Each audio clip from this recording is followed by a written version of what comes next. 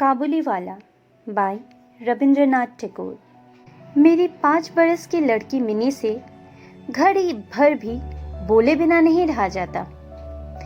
एक दिन वो सवेरे सवेरे ही बोली, बाबूजी, रामदयाल दरबान है ना, वो काक को कौवा कहता है। वो कुछ जानता नहीं ना बाबूजी। मेरे कुछ कहने से पहले ही उसने दूसरी बात छेड़ दी। देखो बाबूजी, भोला कहता है आकाश में हाथी सूंड से पानी फेंकता है, इसी से वर्षा होती है। अच्छा बाबूजी, भोला झूठ बोलता है ना। और फिर वो खेल में लग गई। मेरा घर सड़क के किनारे है। एक दिन मिनी कमरे में खेल रही थी। अचानक ही वो खेल छोड़कर खिड़की के पास दौड़ी गई और बड़े जोर से चिल्लाने लगी, काबुली वाले, ओ काबुली वाले। कंधे पर मेवों की झोली लटकाए, हाथ में अंगूर की पिटारी लिए, एक लंबा सा काबुली धीमी चाल से सड़क पार जा रहा था।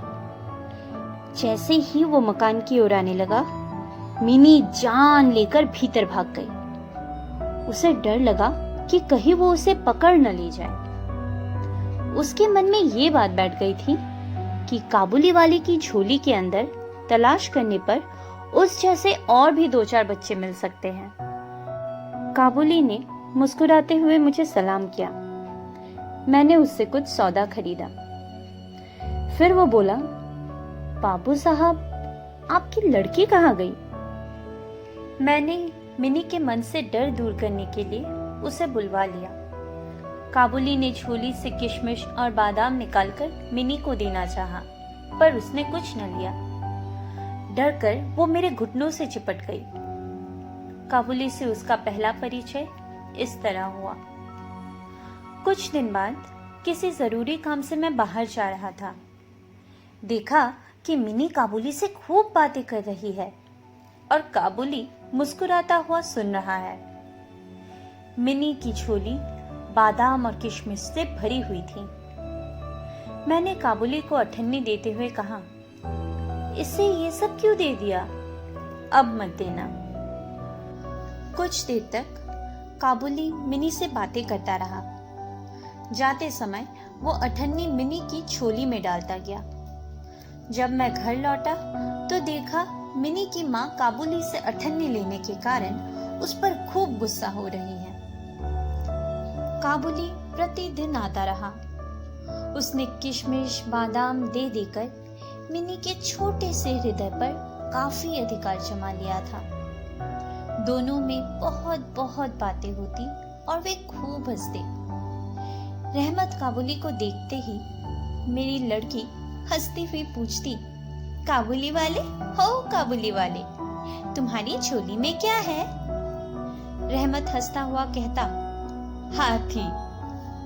फिर वो मिनी से कहता, तुम ससुराल कब जाओगी?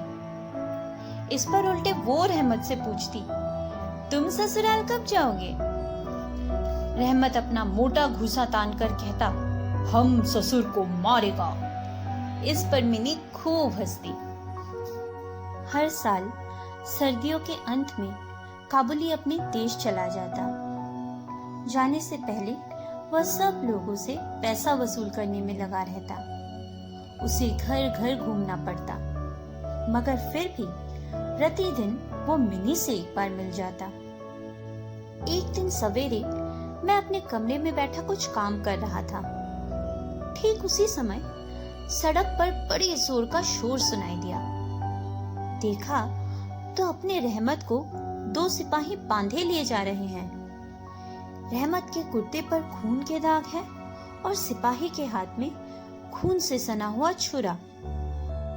कुछ सिपाही से और कुछ रहमत के मुंह से सुना कि हमारे पड़ोस में रहने वाले एक आदमी ने रहमत से एक चादर खरीदी।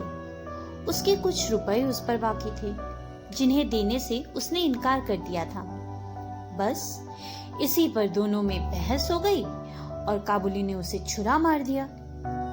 इतने में काबुली वाले, काबुली वाले कहते हुए मिनी घर से निकल आई।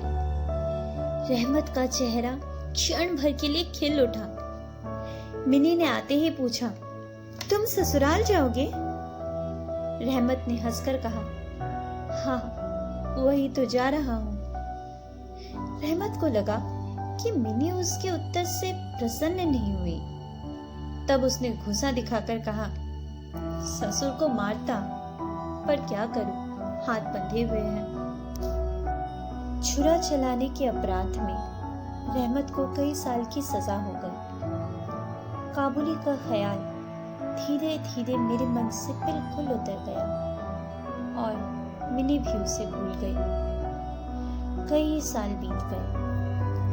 आज मेरी मिनी का विवाह है। लोग आ जा रहे हैं। मैं अपने कमरे में बैठा हुआ खर्च का हिसाब लिख रहा था। इतने में रहमत सलाम करके एक और खड़ा हो गया। पहले तो मैं उसे पहचान ही न सका। उसके पास ना तो झोली थी और न चेहरे पर पहले जैसी खुशी। अंत में उसकी ओर ध्यान से देखकर पहचाना कि ये तो रहमत है। मैंने पूछा, क्यों रहमत, कब आए? कल ही शाम को जेल से छूटा हूं, उसने बताया। मैंने उससे कहा, आज हमारे घर में एक जरूरी काम है, मैं उसी में लगा हुआ हूं, आज तुम जाओ फिर आना। वो उदास होकर जाने लगा। दरवाजे के पास रुककर बोला, जरा बच्ची को नहीं देख सकता? शायद उसे यही विश्वास था कि मिनी अब भी वैसी ही बच्ची बनी हुई है।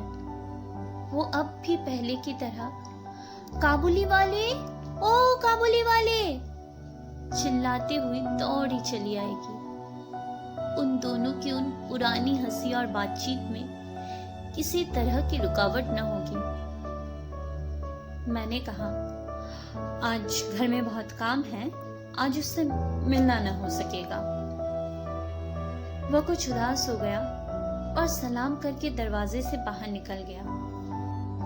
मैं सोच ही रहा था कि उसे वापस बुलाऊं। इतने में वो स्वयं ही लौट आया और बोला, ये थोड़ा सा मेवा बच्ची के लिए लाया था, उसको दे दीजिएगा। मैंने उसे पैसे देने चाहे, पर उसने कहा, आपकी बहुत मेहरबानी है बाबू साहब, पैसे रहने दीजिए। फिर जरा ठहर कर बोला, आपकी जैसी मेरी भी एक बेटी है। मैं उसकी याद कर करके आपकी बच्ची के लिए थोड़ा सा मेवा ले आया करता हूँ। मैं यहाँ सौदा बेचने नहीं आता। उसने अपने कुर्ते की जेब में हाथ डालकर एक मैला कुचैला मुड़ा हुआ कागज का टुकड़ा निकाला और बड़े जतन से उसकी चारों तह खोलकर दोनों हाथों से उसे फैलाकर मेरी मेज पर रख दिया। देखा कि कागज के उस टुकड़े पर एक नन्हे से छोटे से हाथ के पंजे की छाप है। हाथ में थोड़ी सी कालीख लगाकर कागज पर उसी की छाप ले ली गई थी। अपनी बेटी की इस याद को छाती से लगाकर रहमत हर साल कलकत्ते के गली कूचों में सौदा बेचने के लिए आता है। देखकर मेरी आंखें भर आईं। सब कुछ भूलकर मैंने उसी समय मिनी को बाहर बुलाया। विवाह की पूरी पोशाक और गहने पहने मिनी शर्म से सिकुड़ी मेरे पास आकर खड़ी हो गई। उसे देखकर रहमत काबुली पहले तो सकपका गया। उससे पहले जैसी बातचीत ना करते बना। बाद में हंसते हुए बोला, लल्ली सास के घर जा रही है क्या? मिनी अब सास का अर्थ समझने लगी थी। मारे शर्म के उसका मुंह लाल हो उठा। मिनी के चले जाने पर एक गहरी सांस भरकर रहमत जमीन पर बैठ गया। उसकी समझ में ये बात एकाएक स्पष्ट हो उठी कि उसकी बेटी भी इतने दिनों में बड़ी हो गई होगी। इन 8 वर्षों में उसका क्या हुआ होगा कौन जाने। वह उसकी यादों में खो गया। मैंने कुछ रुपए निकालकर उसके हाथ में रख दिए और कहा, रहमत, तुम अपनी बेटी के पास देश चले जाओ।